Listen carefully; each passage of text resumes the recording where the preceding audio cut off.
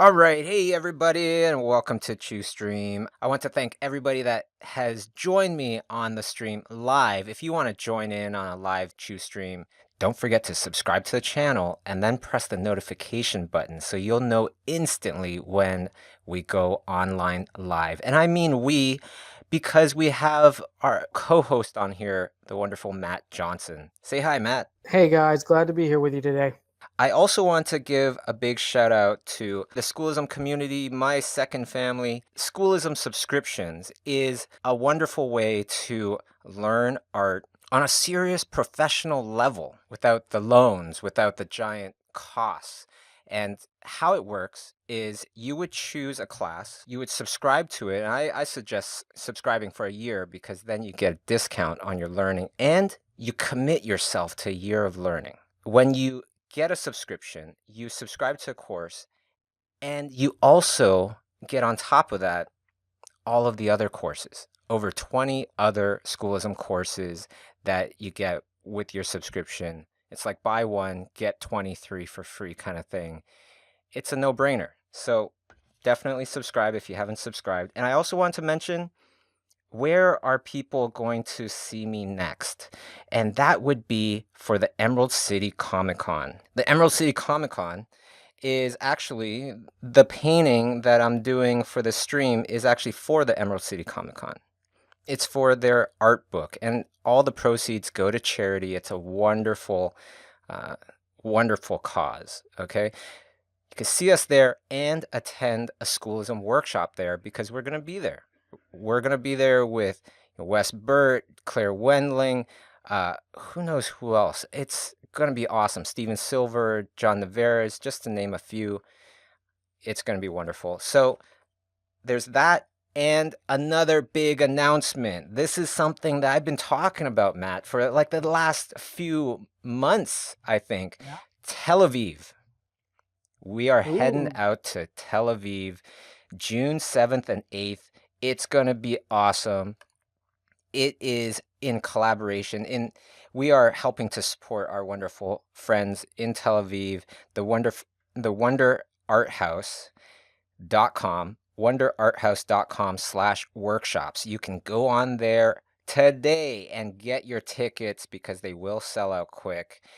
Enter the promo code summertime and you get a 10% discount. Early bird sales expire on March 15th, so definitely get on there. And of course, without further ado, let's start the stream. Bobby, we were talking a little bit earlier about the value of mistakes. And I think that is such a lovely, lovely topic to kick us off. And my question to you is, what mistake do you feel that you've done that in hindsight was great because it taught you a valuable lesson?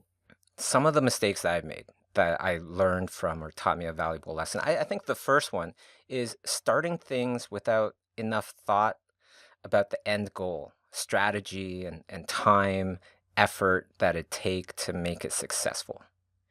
You know, that is something that I feel is common with a lot of people. You know, you have this goal, you want to be a director, but you're not thinking about all the little steps that it's going to take, all the sacrifices that you're going to have to make. And I feel like that's important. You know, you're going to want to know the price of something before you decide to purchase it.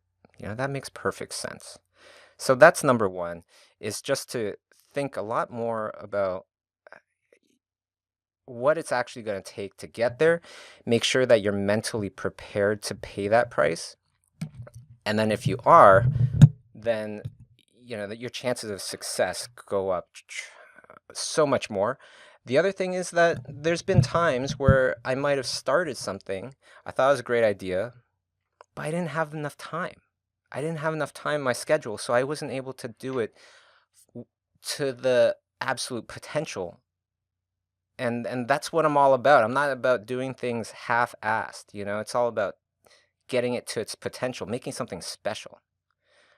So that was another mistake that I have made in the past that I really try to correct nowadays. And for those of you that are doing well in your art career and things like that, this pertains to you even more because in the beginning, you don't have that demand, right? You make a book or you start a Patreon page. There's not much to it. You might not get anybody kind of supporting you, and you can cancel at any time.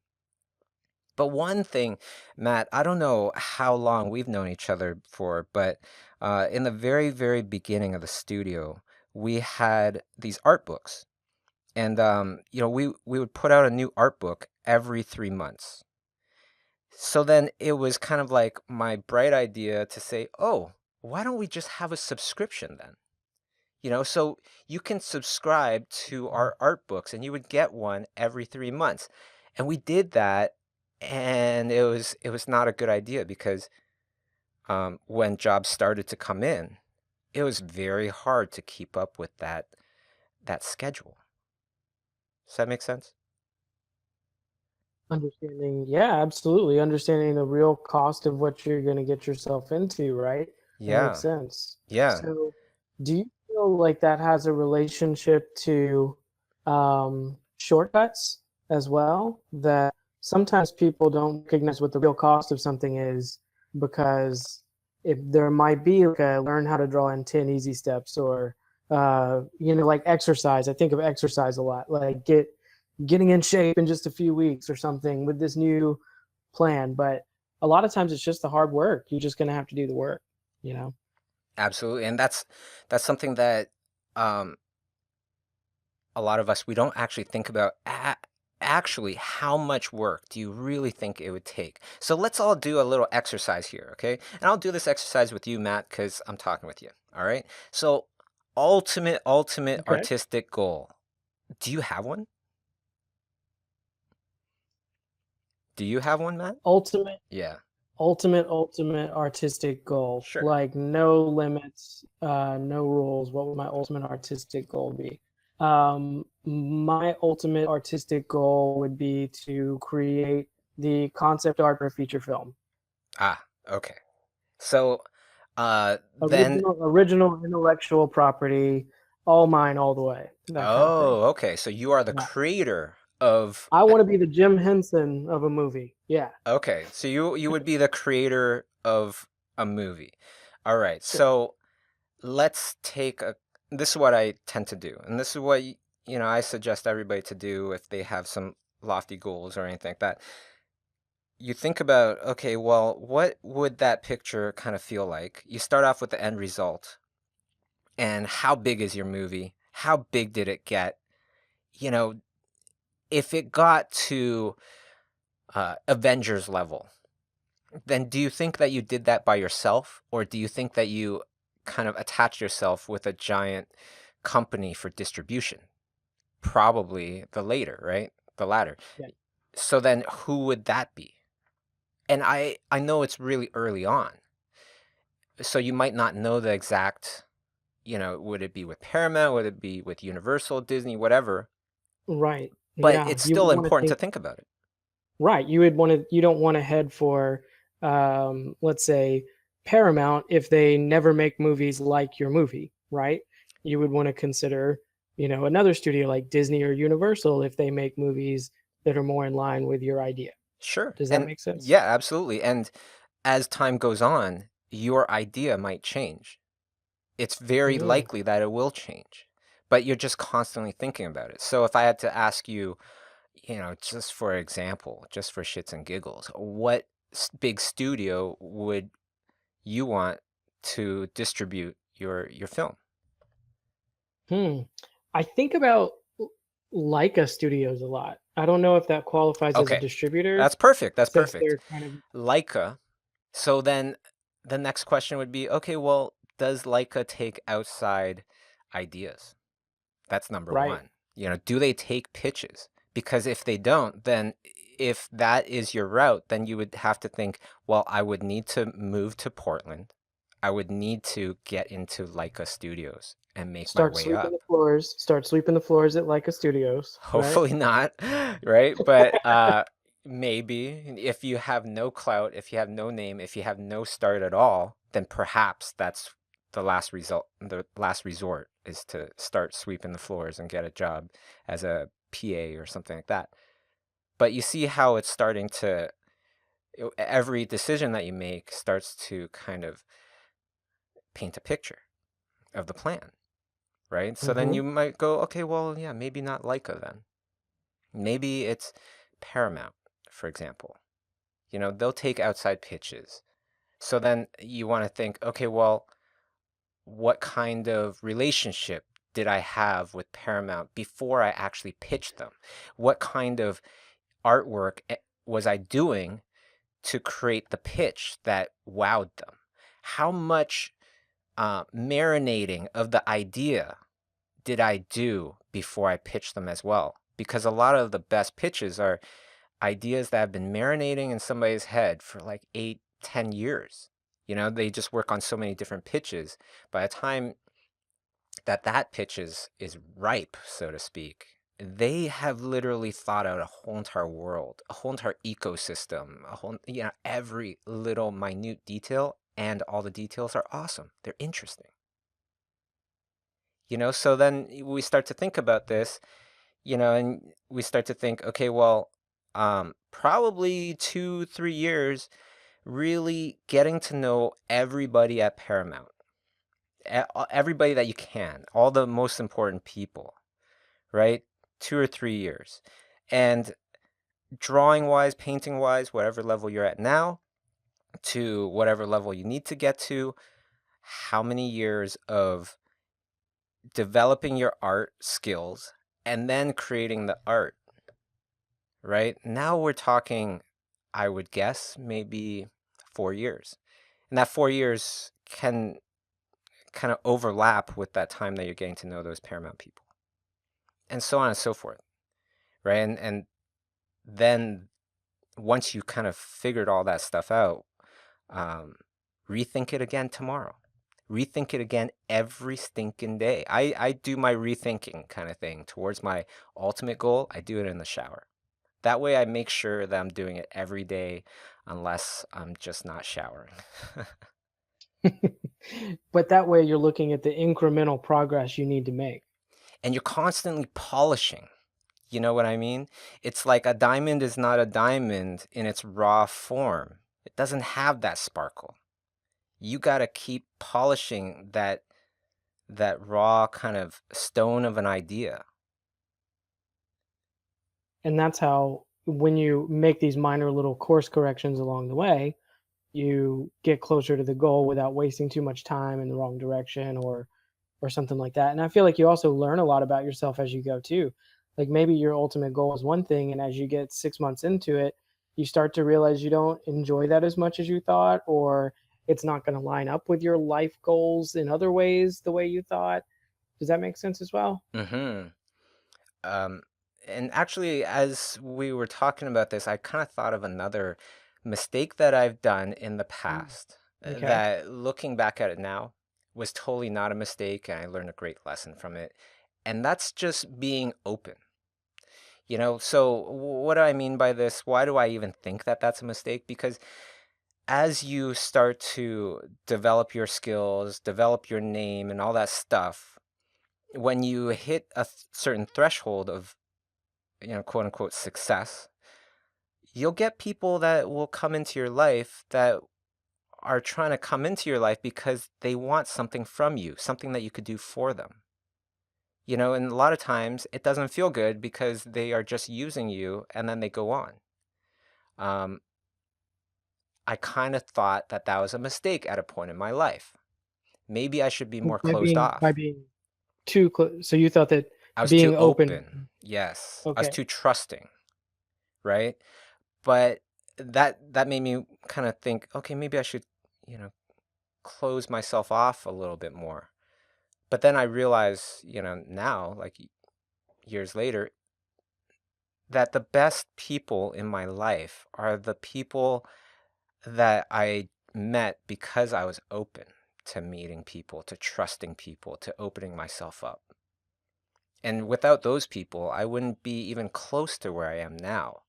So if it takes a bunch of idiots trying to come into my camp, trying to use me because I was open, if that's the only price I got to pay to meet all these other way more generous, way more, helpful and all that kind of people, that was a price I would be willing to pay a thousand times over. How does that factor in, you think, to the kind of work you do and clients, for instance, the kind of jobs you take, being open or closed, that sort of stuff? Hmm. I think, yeah, it's the same kind of thing because there'll be people that might be starting something. Okay, I'm starting this new studio. I'm creating this intellectual property. Can you help me on it? And I might have the choice to go with a big established studio or to go with this smaller studio.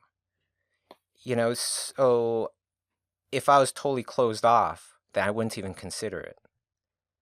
But then all the best stuff, all the best jobs that I love to do the most, it's because it was in its absolute infancy.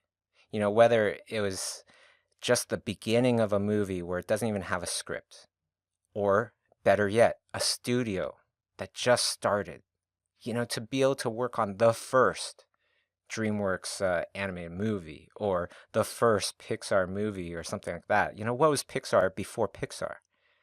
They're trying to make this computer animated thing where people didn't even understand that, right? What an opportunity that would have been missed. It's easy to be closed off to those things when you don't have the hindsight of the success that they will have in the future, right? So it's always good to be a little bit more open to the potential. Maybe, you can contribute more in those early stages too. Absolutely. You get to contribute way more, way more. The downside is that a lot of these things they might not actually happen because a lot of people they can start something but they don't have the time or resources or whatever to be able to finish something. And that goes back to what you said about your mistake, knowing what it's going to take to get there. Yeah, definitely. Definitely. When it comes to art, a lot of our mistakes are actually beautiful things in our paintings where it's like, thank goodness I made that mistake, right? Like, how many times have you done that where you're just like, Right. wow, yeah. So that's important Absolutely. too. Yeah, I've had that happen a ton of times where you made a mistake, especially in any kind of traditional medium. You make a mistake and you can fight the mistake a lot, or you can look at it and say, maybe I can lean into this a little bit, and be adaptable and be flexible and see where it takes you. And that's always really great when it works out. When it works out.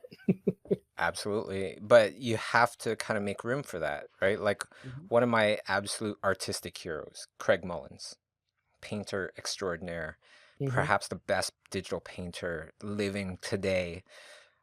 He made it a point. He told me, he was like, make time in your process where you mess around. You can make mistakes. You can experiment because everybody, as they go through their career, they try to hone in, or most people, they try to hone in on a certain set of techniques and stuff like that, closing off to other opportunities, just sharpening those techniques and stuff, that set of techniques, which is great. You're sharpening these techniques, but you're closing yourself off to evolution, to the biggest kind of routes to evolution, which is through mistakes. Yeah, it's trial and error. That's how the natural world works, right? That's what evolution really is. That makes a lot of sense for us. Absolutely. Do you have any mistakes where you're like, you know what? Now that I look back, I did screw up at that time, but it really taught me a really wonderful lesson. Two major things come to mind for me.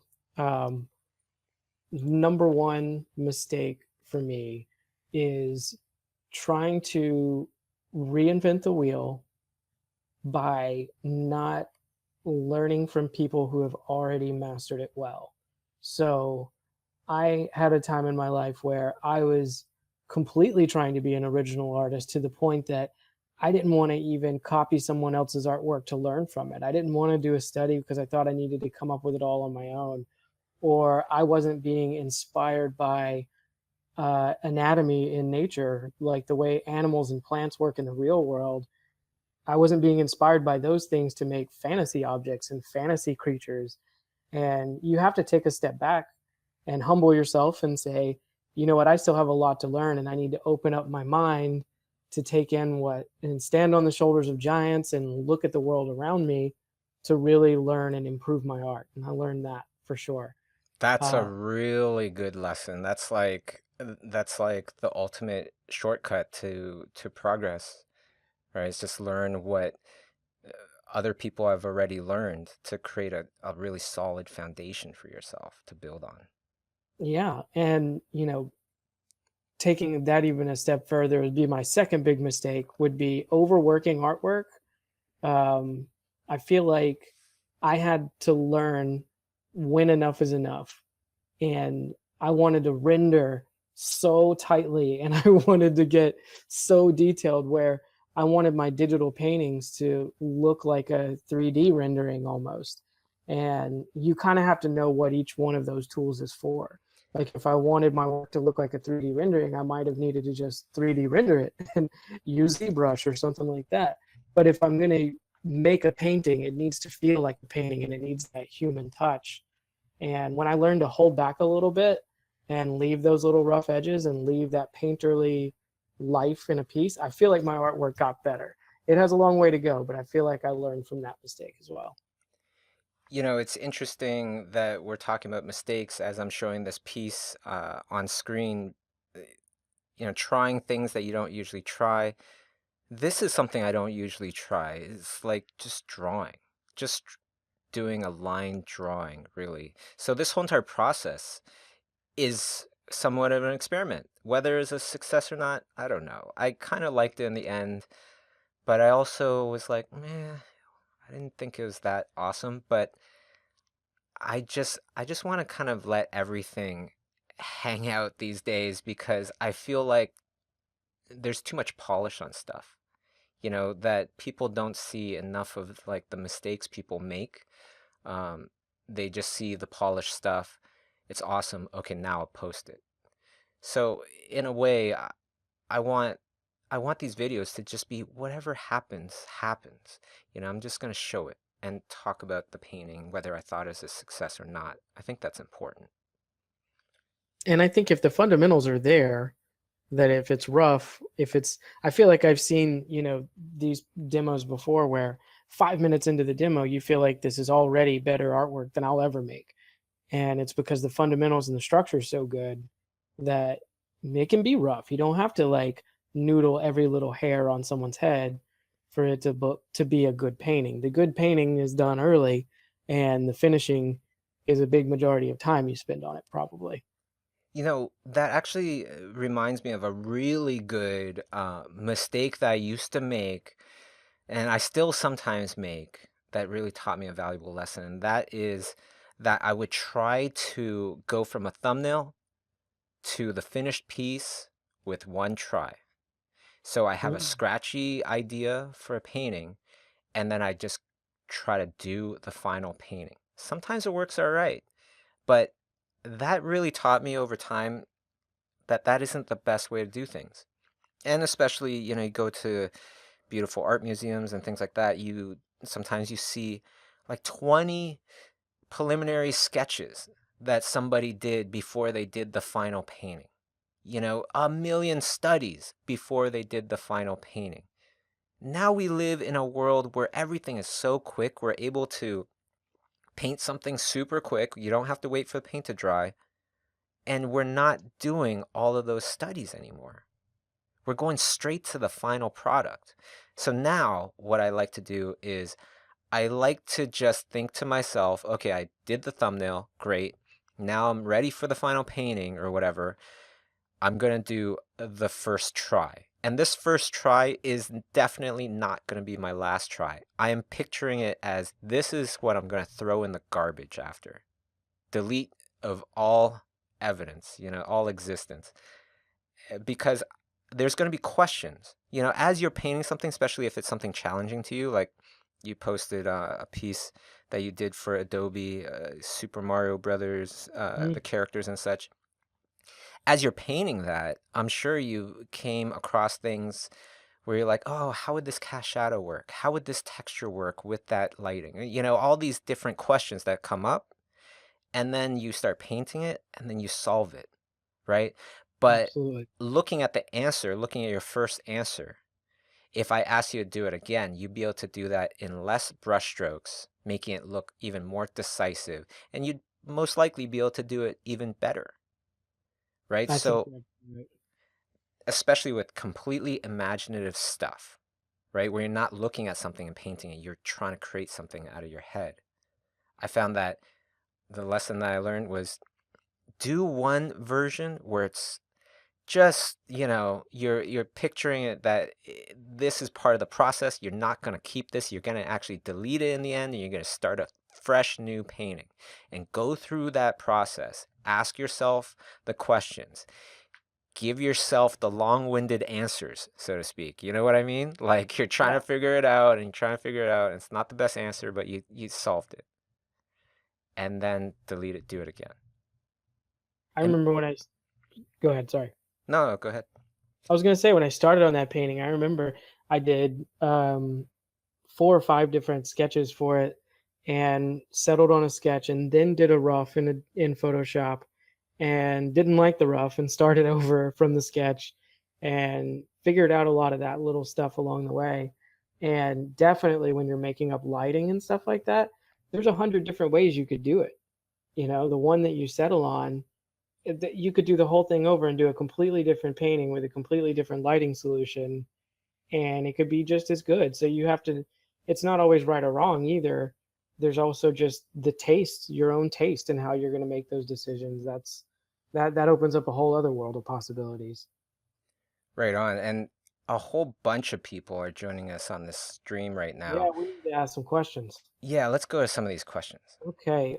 First one's a simple technical question about using the 2 windows in Photoshop. I know people ask that a lot. Maybe you could explain quickly how you have both windows open. You go up to the top, you click on Window, and then you click on, it'll bring down the pull down menu. You click on Arrange, and then you go all the way down to New Window for, whatever that file is called, and then a secondary window will pop up. A lot of people also ask, how do you keep that floating window floating on top of your painting? That's because this is the PC version of Photoshop. Um, I'm not sure how to do that with Apple. I've tried so many times, and literally, I use a PC currently only because of that one function. I gave Really, my, that's the one yeah, thing. because I love Apple as well. I love both, but that one function makes me stay on PCs. Wow. Yeah. Well, let's see here. Another good question. What is a good balance between practice and finished work? Ah, you know what I like to use as analogy? Like, if you were a professional basketball player, how much of your time are you spending on practice versus playing the game? I kind of like to aim for that ratio. Now, that ratio is obviously it's a lot more practice than actually playing the game. But imagine you could have your life a sustainable, lifestyle doing that. Then you're constantly sharpening the sword, you know? You're constantly getting better and you have all of this time to get better. Now, how do you get there? A lot of people you were mentioning working at Leica, sweeping the floors. A lot of people we grow up with this saying where it's like start from the bottom, work your way up. I don't believe that. I feel like that is such the long way. I would rather try to aim for the top, get denied, aim for second best, aim for third best until one of those things opens up. And then I start there. If you aim from the bottom, yeah, you'll probably hit the bottom. Who wants to hit the bottom? You know what I mean? But of course, sometimes you have to start there. So depending on where you are in life, I guess. But That's a good ratio, I think, talking about sports. And I think if I could add to that, maybe blur the lines a little bit between practice and finished work. like, It's how so? like maybe we're not always setting aside, okay, this is my time to work on a finished awesome piece. and this over here is just practice. But maybe you're learning as you're doing your finished work. Like when you encounter a problem during a piece that you're calling a finished piece, take a break, step back, learn what you need to learn, and then go back into your painting again. Sure. What I like to do is it's like it's this careful balance, right? Because you need to finish jobs, you need to make a living, but as much as you can, you keep trying to raise that quality level up. Giving them more than what they paid for.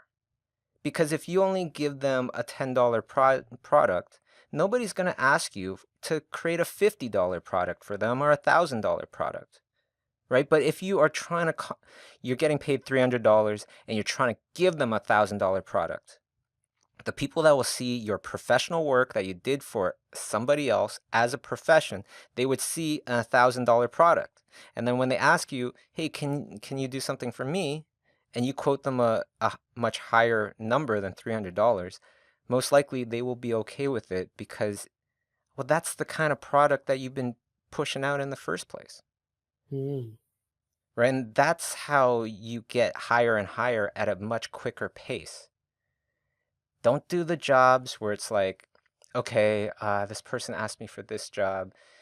It's not really my jam. I'm not going to be able to do this at a higher level, but I could do it quickly.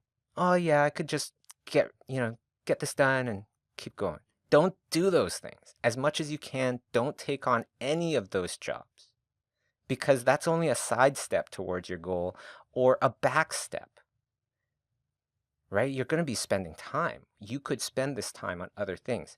Of course, if you are eating ketchup and rice all day, take the job. You know, put on some protein on there. That's some perspective right there. Yeah. Get some protein. I like it. Here's a fun one. Little change of pace here. What do you think is the future of 2D animation? Ooh, well, so much of the 2D animation is going towards uh, streaming. Like original content, there's nothing better than the streaming platforms right now. Netflix is super hungry, Amazon's super hungry, Hulu, I don't know, but I'm guessing that they're probably super hungry too, and all those different ones, right? So it's really these giant monsters, these giants of streaming are having this almost war against each other of creating original content. You could That's true. feed that. There's a lot of good original ones out there right now when you go and look just at those animated series. Yeah. There's some really fun, good stuff. And I have one as well, Nico and the Sword of Light. So if you have Amazon Prime, go on to primevideo.com and look it up. Very cool. Here's a couple more questions. Let's try to bang through some of these really good Sure. ones. I like these. Okay, I like this one. How do you put away things that are distractions so that you can focus on practicing? Oh, I love this question because it's actually a really simple answer. Make it just harder and harder uh, to do whatever it is that you're getting distracted by. There is a threshold. I actually made a YouTube video of this a while back where I was talking about a pinball machine that I had. It was the T2 pinball machine, Terminator 2 pinball machine from my childhood. It was like a 25-year-old machine or whatever. It's a classic pinball machine right there. Totally classic. I love that thing. Like I literally have an emotional impact with this thing. I love it because it reminds me of my childhood and I would play it so much. So how did I get away from this distracting thing? I got the key for the pinball machine. I opened it up. I put in this plaster puck, this big plaster puck that I just had from just extra plaster, whatever. And then I close up the machine, lock it up.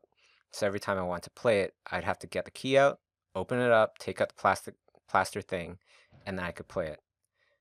Unfortunately, that wasn't enough of a uh, obstacle to stop me from playing this machine so much. So I got used to opening it up, taking out the plastic puck and putting it back in and so on and so forth. So then I grabbed the key and I put it upstairs. I put it in a Um, box that was in another box and it was in a drawer. So then I'd have to go upstairs, right? Go into the box and all that stuff. enough obstacles where it's finally like, all right, I don't need to do that. I don't want to go through that. A lot of people, they just try to block it out and get it out of their lives. They grab their cigarettes, and it's like two cigarettes that have been smoked out of the whole entire pack, and they throw it away. 3 days later, they buy another pack of cigarettes. I'm saying keep your cigarettes, lock them up, put the key into another thing, lock that up, put that thing into another thing, and lock that up. So every time you got to go to 3 different places to smoke a cigarette. And you probably won't buy a new pack of cigarettes because you have cigarettes. Yeah. And just I know someone who put them in their glove box in their car. there you go. And if that There you doesn't go. work, you just make it harder and harder to get to that.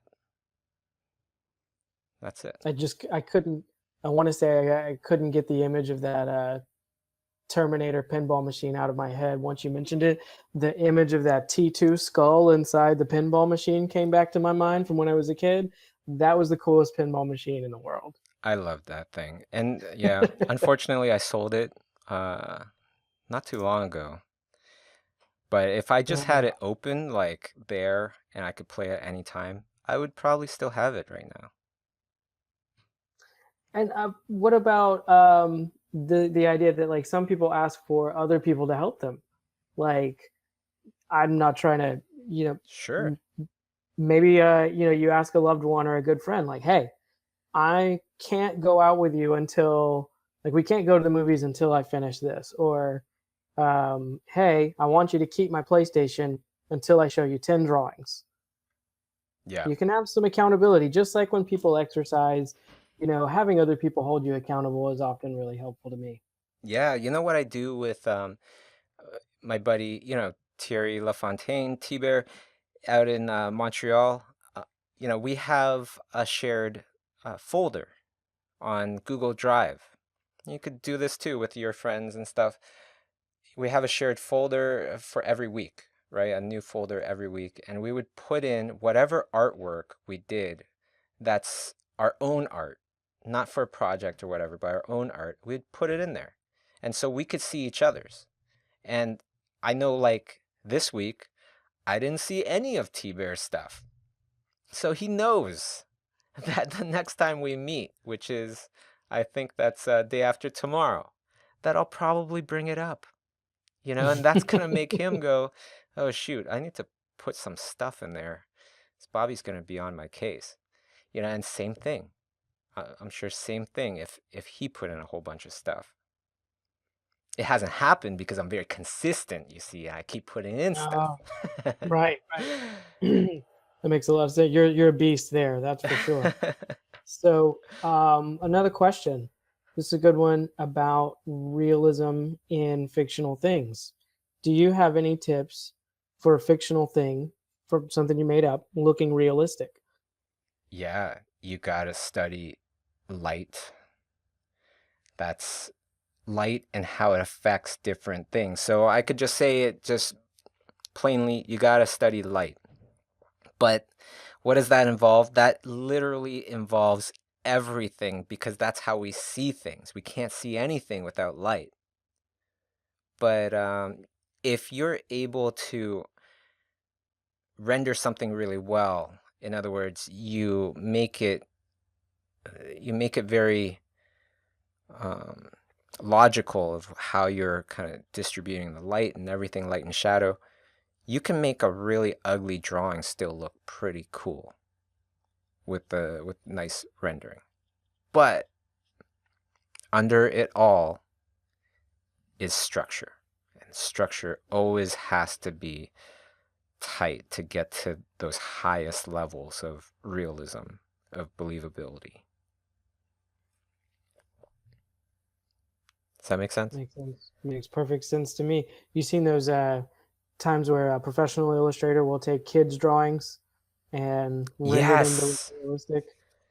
Yeah, and they look great, right? They look They really look cool. absolutely great. That was come up with by a 3-year-old, and then, you know, you put a little bit of rendering skill behind it, and it looks like it could jump out of the page at you. Yeah, yeah. Uh, a class I would highly recommend is painting with light and color with Tonko House. if you can get into the full class with Cody Gramstad painting on top of your assignments, even better. I took the one where Cody Gramstad was actually painting on top of my stuff. I used the pseudonym so he didn't know that it was me. And I got like the full treatment where he's just like, yeah, this part it's a little off and this part's a little off. It's like, oh wow, I really do feel like a student, which is fantastic. Great. Here is another great question. How long do your illustrations take? How long do you think they should take? Oh, well, it's like how long should it take to build a building? Mm, You know what I mean? It depends. It really depends on what kind of illustration you're making, just like what kind of building you're building. If it's just an outhouse, it shouldn't take very long. This drawing that I'm doing here, this little illustration I'm doing here, I believe this is real time. So that's mm, why you see the pauses, you see the slow everything, because I have no plan here, and I was just kind of painting off the top of my head, trying to figure things out. all right. That's kind of like scaling the time you spend on something as well, right? Like you don't start every painting as a 10-hour painting and then stop 2 hours through and it looks like something you planned to finish in 2 hours. Would you say that's true? Yeah, yeah, you touched on something awesome, which is what is the objective, right, of your painting kind of thing. Like, do you want it to be loose and, vibrant and it's all about the sketch, it's all about the idea? Do you want the drawing to be ugly and it's all about the idea? Because a lot of times those are the funniest things, those memes where it's like the worst looking drawing, but it's a fantastic idea. It sticks in your head. That gets the goal. Mm-hmm. So, a couple of questions are about work today, Sure. and I want to ask you really quick about that. Um, there's the idea of leaving a great job, even when you feel like it's toxic, having what you considered your dream job, but then you find out that there's a lot of politics and jealousies that go on in the background. And the second part, I know you can answer that for us. The second part, what would you evaluate when you're talking about risking leaving a job to pursue art? We talk about this a lot, but I think it's a popular question for you to answer. Can you talk a little bit about maybe you thought you had your dream job and it's a little more toxic? And then also, like, how do you evaluate taking off and not doing that anymore? Mm. Um, yeah, the whole entire thing with the first part of that question, having your dream job, but having toxic people or toxic situations in your job. The first thing I think about is, am I able to kind of change myself and change my own thinking so that it'll work? Like, can I be like water? Like, like Bruce Lee says, can I be like water? Then you can fit into everything. He didn't totally say that. I'm totally paraphrasing and butchering his quote, but you know what I mean, right? Like, if you're bendable, then a lot of times you can bend yourself into the right position and everything is cool. If It's always a good thing to take a look inward first, right? Yeah. Yes, yes, because that's what you can change. That's what you have total control over. You don't need to convince anybody to actually do whatever. You could just do it. So if that's the case and you can live with it, then I would stay in that dream job. Because if you change your attitude, you change, your decisions, your actions, people will have no choice but to change their reactions. Just like if you, every time you come in, you have a big smile on your face, and before it was a big frown, and now you actually greet people like it's your birthday and it's wonderful and whatever, they will have no choice but to change their reactions to you. It might be like, hey, what the hell's wrong with Matt? You know, he's on he's on something today. It could be like that, but they would change their reaction, right? So that's the first thing. However, if it's changing, you kind of thought about it and it's like, I really need to change myself to a point where I will not like myself. I will Mm, not, I will not like this. That's the threshold. That's the threshold. Yeah. And I'll say something else about this. Sometimes I've had a really, really tough job and I thought it was going to be amazing and maybe it wasn't as great as I thought or maybe it was just different than I thought. And I say, "Okay, I'm committed. I can't leave this job. I don't want to leave this job quickly. I'm not a quitter." So I think to myself, what can I learn from this job? What can I take away from this? Like, what can I become better at? Like, how can I turn this into a positive experience? And that isn't always possible. Like Bobby said, there's a threshold. But sometimes you can say, wow, I learned that I really don't like paperwork, or I really don't like meetings, or, I maybe I really, really don't like working by myself in a room or something like that. Like, you can find something that you learn about yourself, and you at least you don't walk away feeling like you wasted time or made a big mistake. Yeah, it's the thing about that as well is like, it sounds like an easy answer what we're saying and everything, but we know it's not because Yeah. there's parts of jobs that generally everybody will love and then parts of the job that everybody will not like, right? Like I was having this interview with the YouTuber Ross Tran, just the other day. It's going to come out on the YouTube channel in a few weeks. But I was talking to him about like, you know, because we're both very independent. Um, but when I watch, my feed and Instagram, I might see like the Black Panther premiere. I saw that. I see people that I know, friends that I know there partying it up, right? Rap party. And I'm just like, man, that looks so awesome. I wish I could be there. I wish I could do that. So that's definitely a part I would love, to have in my life and stuff like that. But then there's the stuff that I wouldn't want, like having to only work on that one thing. Because I love working on schoolism. I love doing stuff like this that really there is no point to it. I don't even have AdSense on this video or whatever, but I'm doing it because I love to do it and you know, I also talk about schoolism, so I guess it justifies the means. Um, but yeah, it's difficult. It's not like the easiest question to kind of answer, don't you think? Yeah, I agree. I think that every job has its downsides. I don't think I've ever spoken to someone who said, "My job has no downsides. I have the best job. There's no, it doesn't feel like there's never a moment where it feels like work." Totally. And I don't think most people are looking for that either. I think that's important. I think everybody ultimately wants to contribute and sweat a little bit for something they believe in. You know, when you're talking about that, I just happen to think also like to remind myself about the great things about doing what I'm doing. Like the last 3 weeks I was in a different city, every week, which is awesome. Just for fun, Wow. right? Like Florida, New York, LA last week, going to Seattle in a couple weeks. I wouldn't be able to do that if I was at a full-time studio. I wouldn't be able to just travel for a third of the year, which happens quite a lot actually. And it's just doing fun stuff like hang out with my friends, uh, learning at their workshops and stuff like that. That's great. And you might sacrifice the red carpet and the wrap parties, but you get to travel all over the place. And Yes, yes. And doing things like this, like okay, I'm trading rap parties for doing a stream with my buddy Matt, just talking to each other alone in my room and you're probably alone in your room and instead of working on some film in a studio, going to a rap party.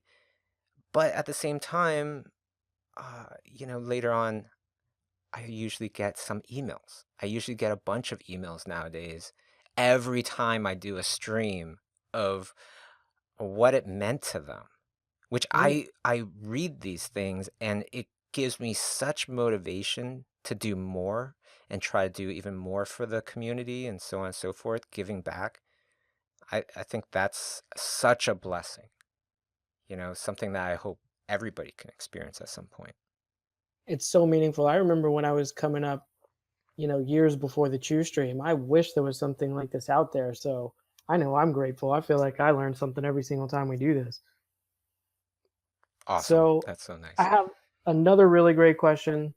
I kind of saved this one, and I think it's one that you can give us a great answer on. Eduardo Loreto asked, "How do you study from other artists?" Very simple question, but it's a very valuable answer. Yes. So I have a very specific kind of way.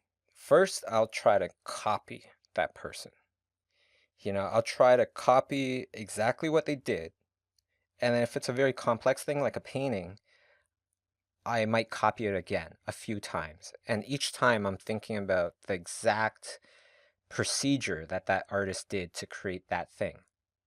Right? So a lot of times with paintings, it covers the sketch and everything, so it becomes a lot harder. You might want to do a few times.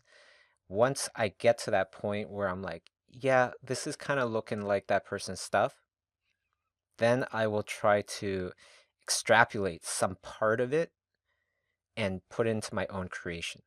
So it might be a line drawing. So I really want to capture that pose. So I take that pose, I put it into uh, a different character, right? And if it's a very tough pose, it's a very tough. If you're not as good at drawing characters, then perhaps choose a character that is similar to that character. So it might be instead of uh, Donald Duck, now you're going to make Mickey Mouse, in that pose, right? And then you get further and further away from it. It might be the So you, lighting, right? And you'd want to copy that lighting. So perhaps it's this really nighttime lighting, and there's a lot of contrast because this street light is shining down on the character. It really whites out that area that it's hitting. Then you might want to use that on your own idea, and now you put it in a thing where maybe it's underwater, and instead of a street lamp, it's an angler fish with a light on the top, right? And it's shining down not on a person, but on a fish. And you try to get the same kind of lighting effect from there. And you slowly get further and further away from that original thing. so would you say, like, when you're learning from someone else, you're you're not just looking to copy picture for picture, but kind of picking some techniques, like maybe asking yourself what it is you like about that painting before you even go into the study process. Yeah, yeah. You pick the thing that you really want to concentrate on, and you really delve into it, not just copying it, but striving to fully understand it so that you can create it. You can be the creator, not just the copier. All right, so that's all the time we got for today. We went a bit, well, actually, it's just about the same time. But that's all the time we have today. So I want to thank, of course, our wonderful audience that's been giving us a whole bunch of questions. Big Thank shouts you, out guys. to everybody. And a big shout out to my buddy Matt. Thank you so much for hanging out and keeping me company and doing these streams with me. It's been My awesome. pleasure. My pleasure always. Thank you, guys.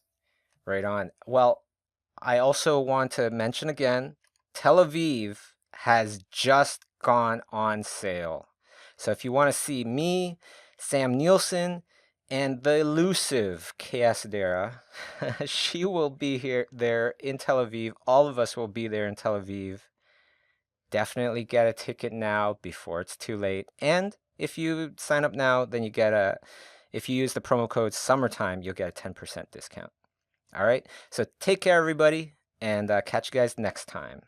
Bye, guys.